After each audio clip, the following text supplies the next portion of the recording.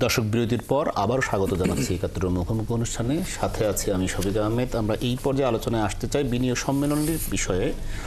যেহেতু আর্থিক বিষয়ে গবেষণা করেন সিপিডি এবং সেই আমরা বলতে পারি যে সিপিডির গবেষণা পরিচালক খন্দকার গোলাম মোয়াজ্জেম, আপনার কাছে আসতে চাই যে আপনার অ্যাসেসমেন্ট আমরা এর আগে কিছুক্ষণ জেনেছি, কিন্তু আসলে বাস্তবের যে সমস্যা তার সমাধানে আপনার কি পরামর্শ?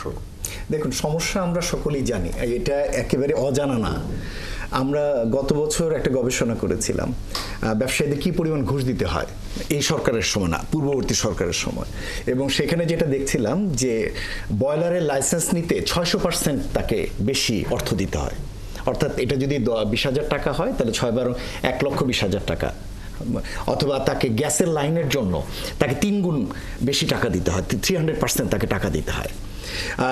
এবং একজন ব্যবসায়ী আমার খেয়াল আছে অনেকদিন আগে বলেছিল, ক্ষুদ্র ব্যবসায়ী বলেছিল যে ভাই আমার টোটাল পুঁজি হচ্ছে 5 কোটি টাকা, আর তিতাসের ওই লোক লাইনের জন্য চাইছে 5 কোটি টাকা ঘুষ। এটা যদি একটা দেশের ব্যবসার পরিবেশ হয়, আপনি কোনোদিন ওখানে এসএমই খাত গ্রো করতে পারবেন না। অথচ বাংলাদেশ কিন্তু এসএমইর ক্ষেত্র এটা। আপনি এবং এই কথাটা কিন্তু আমি প্রায়শই বলে থাকি, এটা এই হয় না, রিফ্লেক্ট হয় না।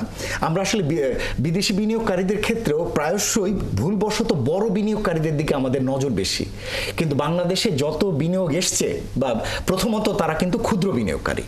বিদেশি যারা আসেন তারা কিন্তু প্রথমত আসেন $1 মিলিয়ন, $2 মিলিয়ন, $10 মিলিয়ন কমিট করে আগাতে চান। পরে ভালো লাগলে আস্তে আস্তে আস্তে আস্তে করে করে করে করে করে করে এই কিহাকসুম হন। কিহাকসুম কিন্তু শুরু করেছিল ওরকম ছোট্ট থেকে, এবং তারপরে উনি দেখেছেন এখানে ব্যবসা করা যায়। এবং কিহাকসুমের একটা সুন্দর কথা আছে, বহু বছর আগে আমি কোথায় ব্যবহারও করেছি, সেটা হচ্ছে বাংলাদেশ এমন একটা দেশ যেখানে ঢুকতে গেলে অসম্ভব ব্যারিয়ার। অর্থাৎ আপনি ঢুকতে গেলে মানে এখানে আপনি ব্যবসা শুরু করতে 4-5 বছর লেগে যাবে, কিন্তু যদি ঢুকে যান তাহলে বাংলাদেশে ব্যবসার আপনি নিশ্চিত আপনি এখান থেকে মুনাফা করতে পারবেন। কিন্তু কার এমন সময় আছে বিদেশি বিনিয়োগকারীর, যেখানে অন্য সকল দেশ, পার্শ্ববর্তী সকল দেশের এসইজেড ইপিজেড আছে, থাইল্যান্ডের রয়েছে, মিয়ানমারের রয়েছে, ভারতের রয়েছে, ভিয়েতনামের রয়েছে, সে কেন অপেক্ষা করবে এই 4 বছর বাংলাদেশে এই ঢুকতে ঢুকতে ঢুকতে ঢুকতে একটা ব্যাংক অ্যাকাউন্ট খুলতে তার সমস্যা হয়, একটা লাইসেন্স নিতে তার সমস্যা হয়। এই যে সমস্যাগুলো, এই সমস্যাগুলো উত্তরণ করে তার অপারেশনে যেতে যদি 4 বছর লাগে, ব্যবসায়ীরা তো প্রতি সেকেন্ড কাউন্ট করেন। অর্থাৎ আমি এই টাকাটা শেয়ার মার্কেটে, বিদেশি শেয়ার মার্কেটে খাটালে আমি প্রতি সেকেন্ডে মুনাফা করতাম, সেখানে আমি 4 বছর কিভাবে বসে থাকবো? তো সুতরাং সেই জায়গা থেকে আমি তাকে কিভাবে ব্যবসা সহায়ক পরিবেশ দেব, এটা একটা গুরুত্বপূর্ণ বিষয়। এক্ষেত্রে আমি একটা কথা বলে শেষ করি, আমার একটা অনুরোধ থাকবে এই সরকারের কাছে।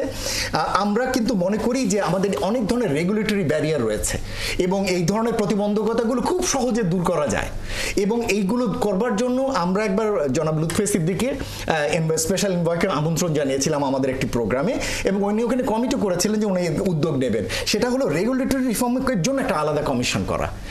সব তো কমিশন বলে একটু সব রাজনৈতিক হয়ে গেছে। এই একটি কমিশন করুন ব্যবসায়ীদের জন্য, এটা অরাজনৈতিক হবে, এবং এটাতে সকল ব্যবসায়ীদের সমর্থন থাকবে।